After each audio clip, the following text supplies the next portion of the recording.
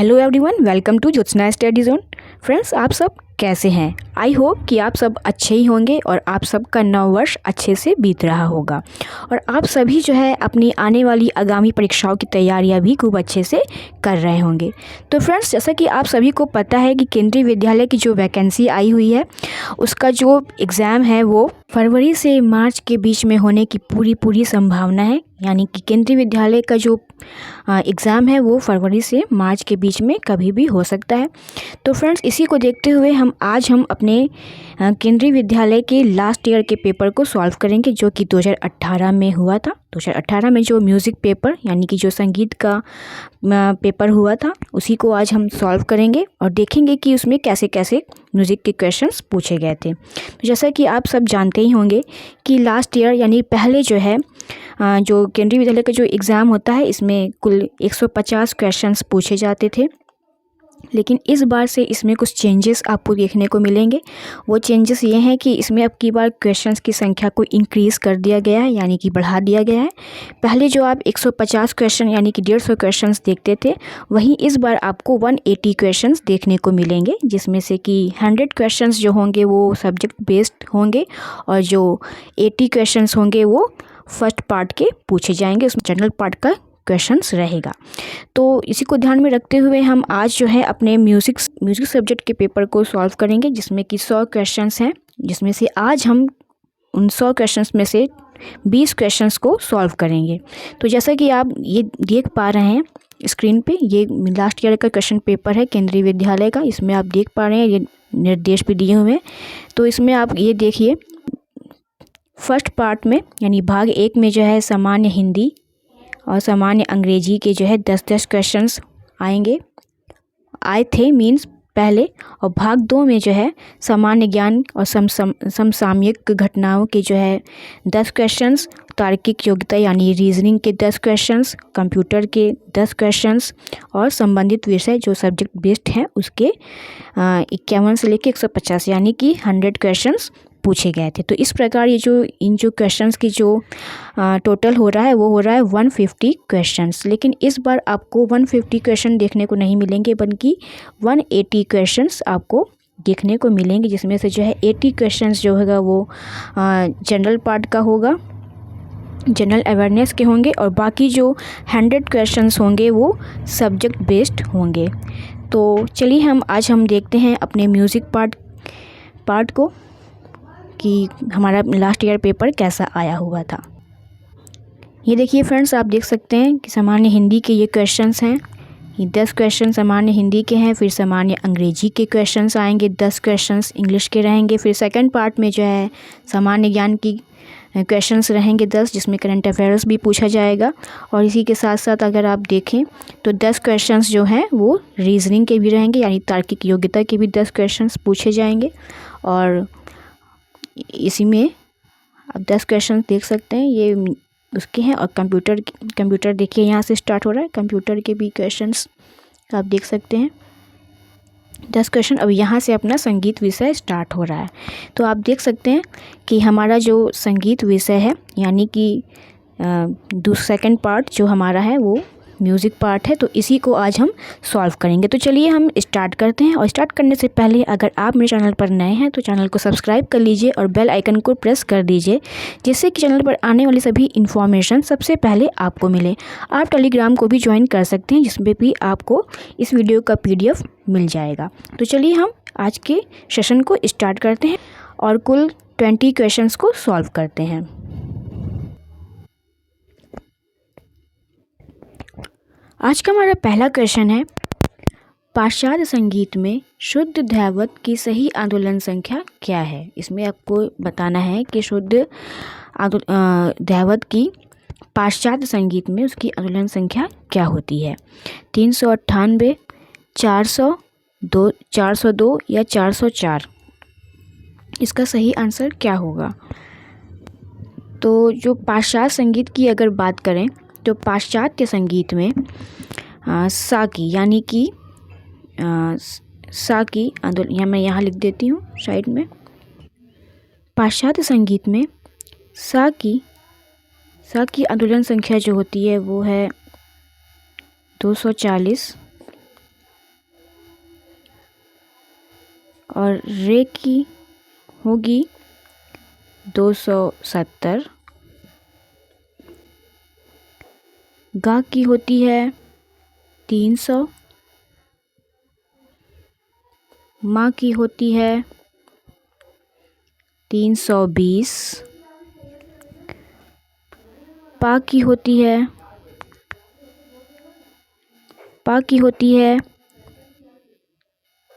360, धा की होती है 400 और नी की होती है, नी की आंदोलन संख्या जो होती है वो होती है 450। तो इस तरह से अगर इस क्वेश्चन की बात की जाए तो ऑप्शन के अकॉर्डिंग इसका सही आंसर हो जाएगा ऑप्शन 2, 400 इसका सही आंसर हो जाएगा कि पाश्चात्य संगीत में शुद्ध दैवत की सही आंदोलन संख्या जो होगी वो होगी 400। तो आपने सब देख लिया कि सा की जो है 240, रे की 270 और गा की 300, माँ की 320, पा की 360, धा की 400 और नी की 450 होती है। पाश्चात्य संगीत में स्वरों का नाम क्या है? तो उसके अकॉर्डिंग अगर आपको देखा जाए तो आप सी, डी, ई, एफ, जी, ए, बी, सी यानी सा, रे, गा, मा, पा, धा, नी और ये हो गया सा। तो पाश्चात्य संगीत में इसको इससे डिनोट करते हैं, इन स्वरों को इस नाम से बुलाते हैं। और हिंदुस्तानी संगीत में सा रे गा मा पा धा नी सा ये स्वर के नाम है और पाश्चात्य संगीत में सी, डी, ई, एफ, जी, ए, बी, सी है। तो इस क्वेश्चन का आंसर आप समझ लिए कि इस क्वेश्चन का सही आंसर ऑप्शन बी 2 होगा 400। चलिए नेक्स्ट क्वेश्चन को देखते हैं। दूसरा प्रश्न है, छायानट का थाट है, यानी कि ये छायानट राग है तो इसका थाट क्या है ये बताना है। काफी थाट, कल्याण थाट, खमाज थाट या पूर्वी थाट। तो जो छायानट जो है वो कल्याण थाट का राग है, इसका सही आंसर होगा ऑप्शन 2 कल्याण। छायानट जो राग है वो कल्याण थाट का है। इसका जो वादी संवादी है, इसका वादी और संवादी जो है इसका वो है पा और सा, यानी कि पंचम और षडज छायानट का वादी संवादी है और ये कल्याण थाट का राग है। तो इसका सही आंसर हो जाएगा ऑप्शन 2 कल्याण थाट। चलिए हम नेक्स्ट क्वेश्चन को देखते हैं। तीसरा प्रश्न है, मा रे पा नी धा नी सा किस राग का स्वर है? बहार, मियाँ मल्हार, बागेश्री या देसी। तो जो आपको स्वर संगति दिख रही है, ये स्वर संगति जो है वो मियाँ मल्हार राग की है। इसका सही आंसर ऑप्शन 2 हो जाएगा मियाँ मल्हार। मियाँ मल्हार जो है वो काफ़ी थाट का राग है। बहार की अगर बात करें तो बहार भी काफ़ी थाट का ही राग है, काफ़ी थाट का ही राग बहार भी है।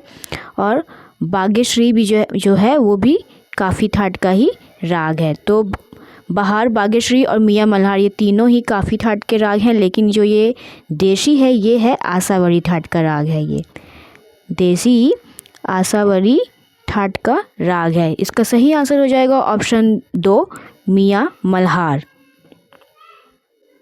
क्वेश्चन है, कौन सा गमक का प्रकार नहीं है? इनमें से कौन सा गमक का प्रकार नहीं है? प्लावित, कुरुल, मिश्रित या साधारण। तो इस क्वेश्चन का सही आंसर क्या होगा कि इन सब में से कौन सा गमक का प्रकार नहीं होगा? तो मैं आपको बताऊं कि प्लावित, त्रिभिन्न और कुरुल ये तो गमक का प्रकार है, लेकिन ये जो साधारण है ये किसी भी गमक का प्रकार नहीं है, इसलिए इसका सही आंसर हो जाएगा ऑप्शन 4 साधारण। चलिए नेक्स्ट क्वेश्चन देखते हैं। अगला प्रश्न है, मुल्तानी का थाट क्या है? काफ़ी, बिलावल या तोड़ी या कल्याण। मुल्तानी जो राग है वो किस थाट का राग है? तो मुल्तानी राग जो है वो तोड़ी थाट का राग है। इसका सही आंसर ऑप्शन 3 हो जाएगा तोड़ी। मुल्तानी थाट का जो वादी संवादी है वो होता है पंचम और षडज। इसकी जाति होती है औरव संपूर्ण। इसकी जाति औरव संपूर्ण होती है। और इसका जो गायन समय होता है वो होता है दिन का चौथा प्रहर। चौथा प्रहर जो है वो दिन का चौथा प्रहर इसका गायन समय होता है। तो इस क्वेश्चन का सही आंसर हो गया है ऑप्शन 3 तोड़ी। मुल्तानी जो राग है वो तोड़ी थाट का राग है। चलिए हम नेक्स्ट क्वेश्चन को देखते हैं। नेक्स्ट क्वेश्चन है कि दी हुई स्वर संगति किस राग को इंगित करती है। ये जो स्वर संगति दी हुई है ये किस राग को इंगित कर रही है। मधुवंती, मुल्तानी, बसंत या बहार। तो ये जो स्वर संगति है यह स्वर संगति मुल्तानी राग को रिप्रेजेंट कर रही है। ये स्वर संगति मुल्तानी राग की है। इसके बारे में मैंने अभी आपको बताया कि मुल्तानी जो राग है इसका वादी संवादी जो है वो है पंचम और षड्ज। इसकी जाति औरव संपूर्ण होती है और इसका गायन समय दिन का चौथा प्रहर होता है। और मुल्तानी जो राग है वो तोड़ी थाट का राग है। इस प्रकार इसका सही आंसर ऑप्शन 2 हो जाएगा, मुल्तानी।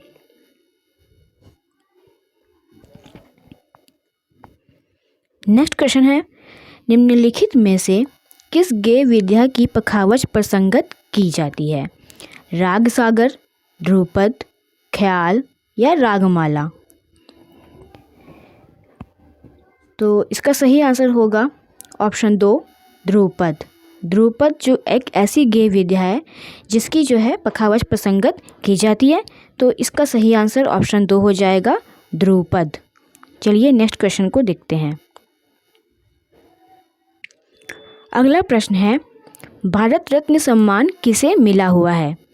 अब्दुल करीम खां को, मुश्ताक अली खां को, पंडित रविशंकर जी को या पंडित निखिल बैनर्जी को। तो इसका सही आंसर क्या होगा। भारत रत्न से सम्मानित जो कलाकार हैं, जो संगीतज्ञ हैं वो हैं हमारे महान सितार वादक पंडित रविशंकर जी। रविशंकर जी को भारत रत्न का सम्मान प्राप्त हुआ है। तो इसका सही आंसर हो जाएगा ऑप्शन सी, रविशंकर। रविशंकर एक सितार वादक हैं, सितार वादक हैं ये। और अब्दुल करीम खां जो हैं, अब्दुल करीम खां गायक हैं। मुश्ताक अली खां सितार वादक हैं। और निखिल बैनर्जी भी एक प्रसिद्ध सितार वादक हैं। तो इसका सही आंसर हो जाएगा ऑप्शन 3 पंडित रविशंकर। भारत रत्न का सम्मान पंडित रविशंकर जी को मिला हुआ है। आप मुझे कमेंट बॉक्स में बताइए कि पंडित रविशंकर जी को भारत रत्न का सम्मान किस वर्ष प्रदान किया गया। तो चलिए हम चलते हैं अपने नेक्स्ट क्वेश्चन पे। क्वेश्चन नंबर 59 है संगीत रत्नाकर में कितने अध्याय हैं।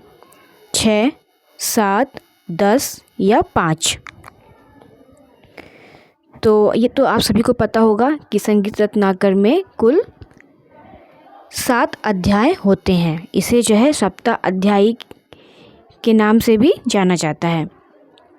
संगीत रत्नाकर जो ग्रंथ है उसकी जो रचनाकार हैं वो हैं, उसके रचनाकार हैं पंडित शारंग देव जी। पंडित शारंग देव ने संगीत रत्नाकर ग्रंथ की रचना की हुई है।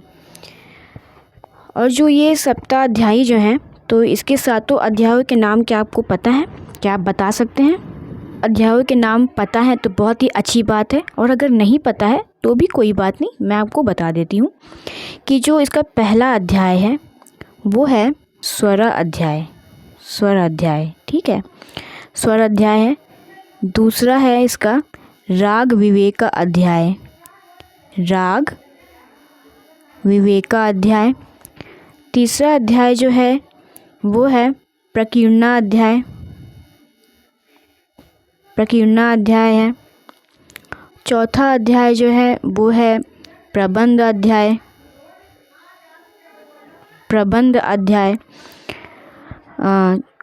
पांचवा इसका अध्याय जो है वो है ताल अध्याय, ताला अध्याय, ताला अध्याय। छठा जो है वो है, छठा अध्याय इसका है वाद्य अध्याय, वाद्याध्याय, और जो इसका 7वां अध्याय है वो है नृत्याध्याय, नर्तनाध्यायी बोल सकते हैं इसे आप। तो आप ये समझ गए कि इसके 7 अध्याय कौन कौन से हैं। स्वराध्याय, राग विवेकाध्याय, प्रकीर्णाध्याय, प्रबंधाध्याय, तालाध्याय, वादाध्याय और नर्तनाध्याय। तो ये इसके 7 अध्याय हैं जिसे कि सप्त अध्यायी की संज्ञा दी गई है। तो इसका सही आंसर हो जाएगा ऑप्शन 2, 7 की। संगीत रत्नाकर में जो है ग्रंथ जो अध्याय है उसकी संख्या होती है 7।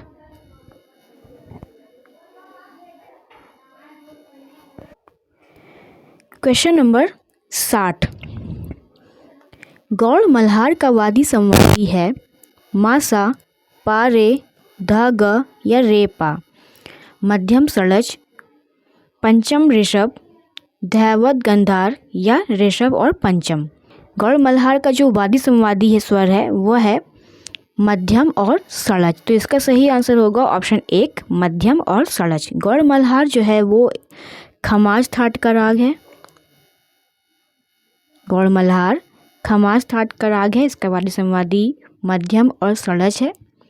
इसकी जो जाति है उसकी जाति होती है संपूर्ण।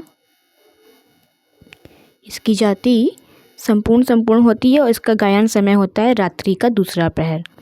रात्रि का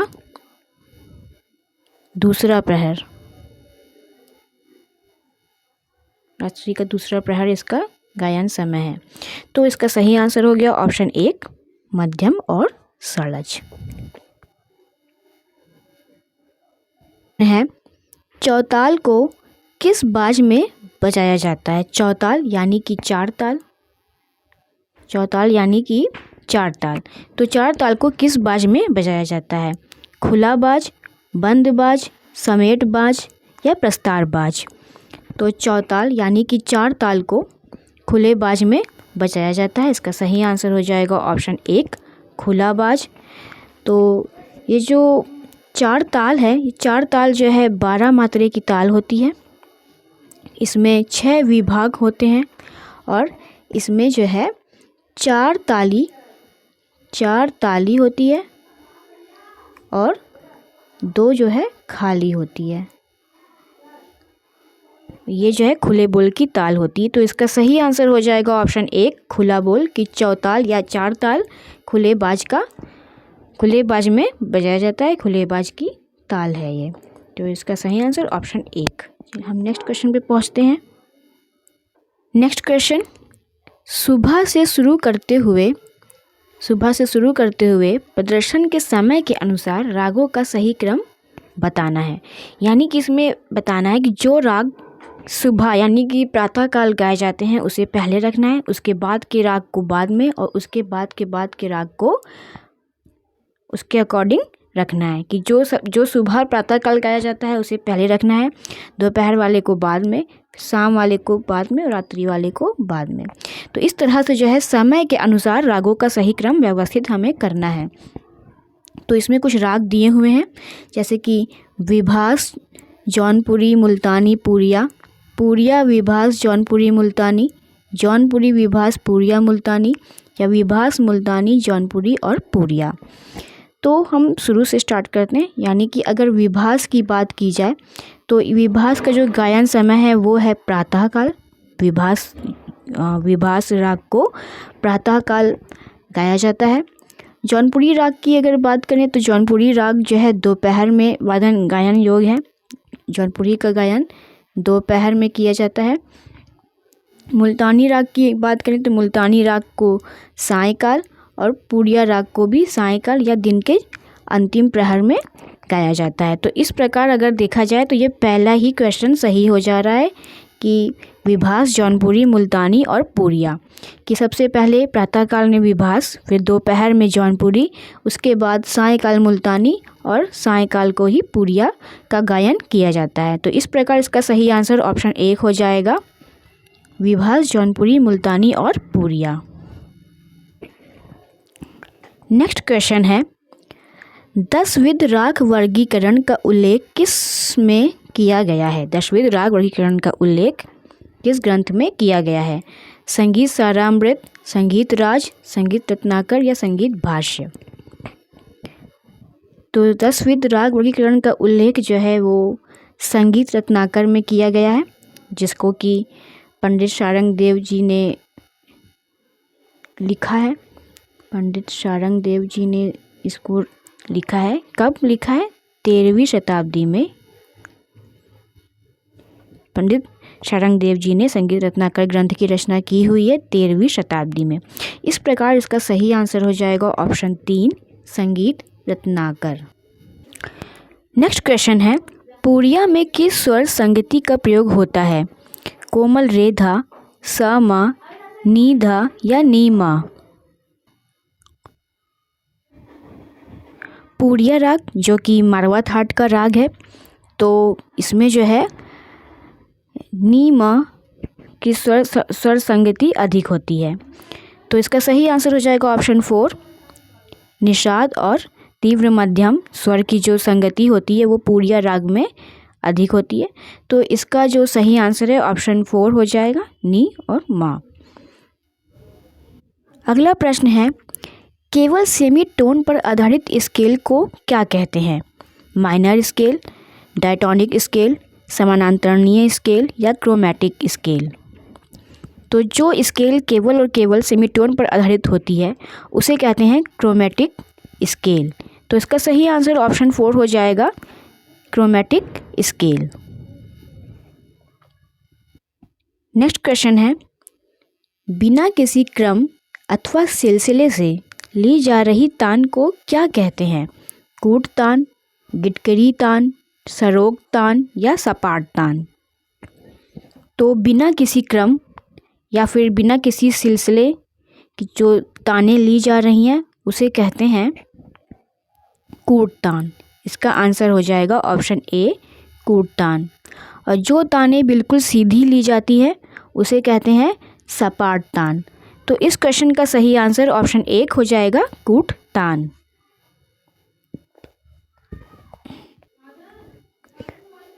क्वेश्चन नंबर 67 है, निम्नलिखित में से किसका प्रयोग ध्रुपद में किया जाता है?